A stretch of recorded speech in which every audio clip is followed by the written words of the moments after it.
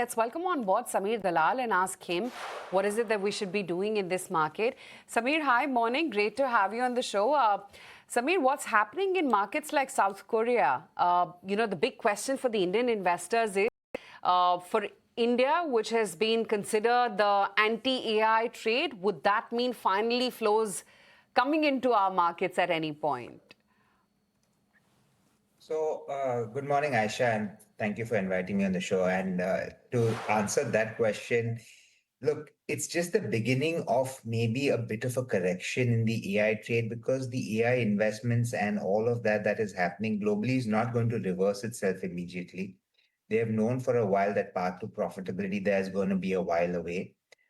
So, these are just like certain news flows that come in and hurt. I mean, correct the valuations that have probably gone more than they should have. But does that mean that the AI trade is over and that people are going to look at more traditional businesses? Is India going to get its flows back right away? I don't think those are the kind of situations that are there. Look, independently, India should get its flows given the fact that uh, the crude prices have come off, which is a big benefit for the Indian consumer eventually and for the financials of India. The monsoons, albeit late, have started to some small extent. We need to keep monitoring the progress. If the progress continues to remain good, I think India will do quite well. And irrespective of whether the AI trade and South Korea struggles or whether the US markets are going through a bit of a turmoil, uh, India should hopefully get some flows if people believe that the next year, FY28 will be a year that will see strong growth after, a couple years of a bit of a pain. So for me, it's not the AI trade reversal. It's purely the fact that India should start doing well, that the flow should resume. Okay, Sameer, I'll totally switch tack. Currently, at least through this week, the buzzword has been nutraceuticals. And surprisingly so. You've got Honasa making that acquisition, 135 crore overnight as well. How are you looking at this, and do you like the nutraceutical play?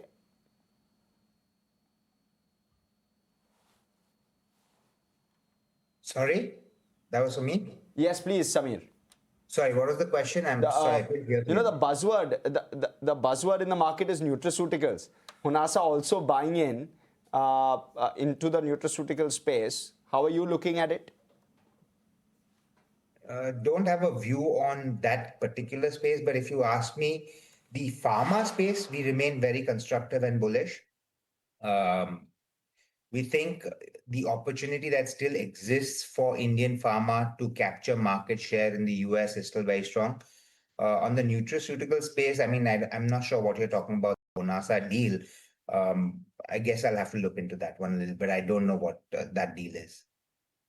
So Honasa has bought a nutraceutical company, and Sun has also gone in and invested in nutraceuticals, both at 3x sales, or maybe Sun is just about sub 3x sales, and Honasa is just over 3x sales. So that'll likely be in focus, and that seems to be the buzzword. In fact, Zydus Wellness also has buzzed to a certain extent, I believe, because of some of these investments that are made in nutraceuticals. Mind you, 10% of the top line of Zydus Wellness comes from nutraceuticals. How is that one looking on charts, and Honasa as well? If I can quickly take a chart check, Kunal. Yeah, so I think Zydus is something which has been looking a little bit more stable, with respect to the pharma pack. We've actually, seen that many of the times you've seen Zydus moving up from those, I think the March lows, it's moved up almost 15%, 14%. So far, it's a lot more consistent chart as such, less volatile. The stock has gone through a major time-wise consolidation, time-wise as well as the price-wise consolidation is now looking a little bit more better. Even the volumes are lacking for the stock on the medium-term basis, but I would still believe that with the prices being a lot more stable, there are many a times it doesn't enthuse momentum traders to try and enter into these names. Honasa, on the other hand, when you look at the charts on the short-term basis, the stock has done quite well for itself, moved up from 250 levels. I think the month of March, this was the low for the stock, towards 400, 420 mark where it closed yesterday.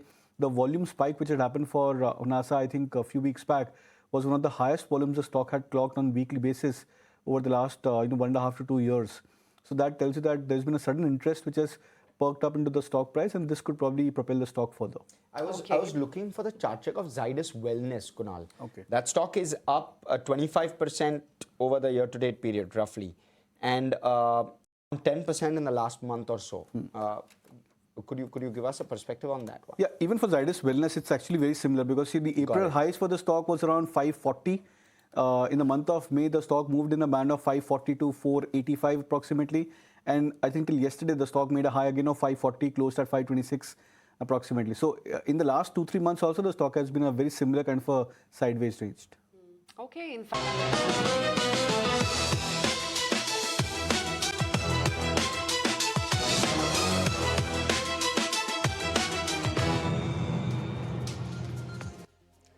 Welcome back. And then you had commentary also coming from Tata Motors PV. They had a very decent growth commentary coming our way. In fact, they're suggesting maybe a 14% growth all the way to FY29.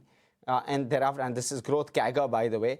And thereafter a 12%, or rather, if I extend that to F31, it's a 12% CAGR. So around 5 trillion rupees of top line by FY29 and maybe 6 trillion by FY31 is what they're targeting from the current space that they're in.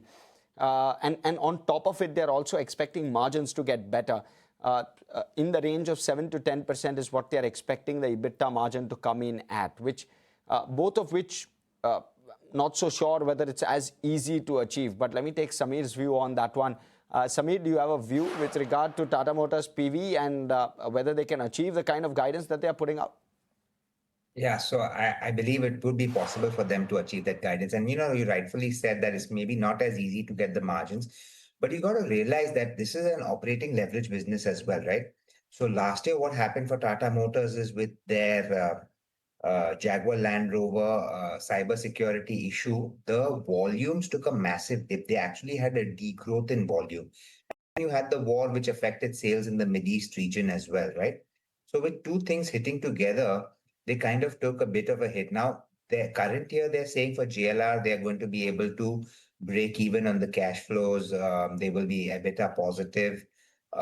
So those are positives. And then once all of these issues resolve and they're able to get back that growth momentum, first this year they'll get back quite aggressively because all the major problems seem to be past. And then going forward, I think achieving a 10 to 15% with the India unit plus the Jaguar Land Rover put together, I don't think it'll be a very difficult task. I think demand for automobiles will continue to remain strong. In fact, India is going to be one of the bigger drivers for automobiles.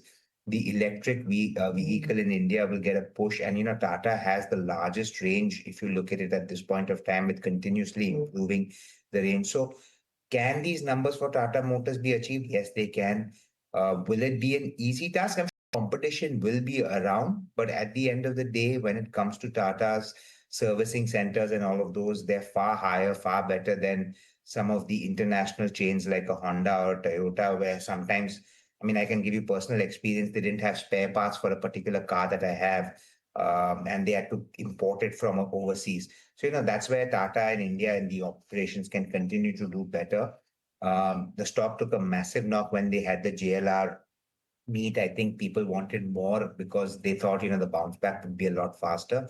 But at this point of time, I think valuations are quite attractive and one should definitely go ahead and make an investment in Tata Motors. I think there is upside for them. Would you stick your neck out on IT, Sameer, or would, if not IT, then give us one big idea for the next 12 months? So on the IT space, I'm not as positive, but I'm not negative anymore. I think the worst for the IT sector is pretty much done, right? From here, if you invest, I don't see I don't see losses being made because, as much as people say that the AI is going to disrupt the way traditional business is done, I don't think it can totally happen. You're still going to need people servicing it because if IT goofs up somewhere, if AI goes wrong somewhere, you need someone to go ahead and fix that. And that is where the implementation of AI is going to happen with traditional services. Obviously, the growth for traditional services will not be as large, but it will still be relevant and existent, and Indian IT will continue. So not as negative, but I would not go out and buy the IT stocks right away for the simple reason I think it's going to be another 6 months to a year before we know who the winners are, who's got what tie-ups. And then we can probably take a more calculated and a better bet. If you ask me, the sectors that we've always been positive on and we continue to remain very strong, one is the power sector in India. We think the opportunity is very large. Then we think banking and financial services. I think there, if India has to grow the BFSI space to something that is going to be driving growth, consumerism is something we've been positive on, especially on the discretionary side. We think that is something that will do well. One sector which goes quite untalked about recently and is something that we actually would like to start investing a little bit more is the cement sector. We keep talking about real estate, we keep talking about infra. Now, the direct beneficiary of that is obviously the cement space. What's happened over the last many years is that cement capacities have constantly been added, which has led to cement companies facing utilizations anywhere between 70 to 75%. And when you work on those lower utilizations, what happens is you're not able to generate the operating leverage because uh, you're employed, you have everything to run the company up to maybe 90%, 95% utilization. The costs are inbuilt. You're not doing that. So your operating leverage is not really playing out. We feel given the fact that we're expecting real estate to bounce back, we think the infra sector, the power sector, all of these spaces will see a huge capex. Um, there will be demand for cement. And once that utilization rate starts going up now, because new capacities are not being put as much as they were over the last few years, then you will see the operating leverages play out. And cement stocks have corrected quite a bit. So the valuations are not looking as expensive. The ones that we like in that space at the moment, I mean, we've discussed the other spaces before, so I'm going to discuss this. We like Ambuja Cement at this point of time, where we think the merger with ACC and the other subs will allow it to get more benefits and cost reductions, which will allow profits to go up. And the other one that's corrected quite a bit is Shree Cement.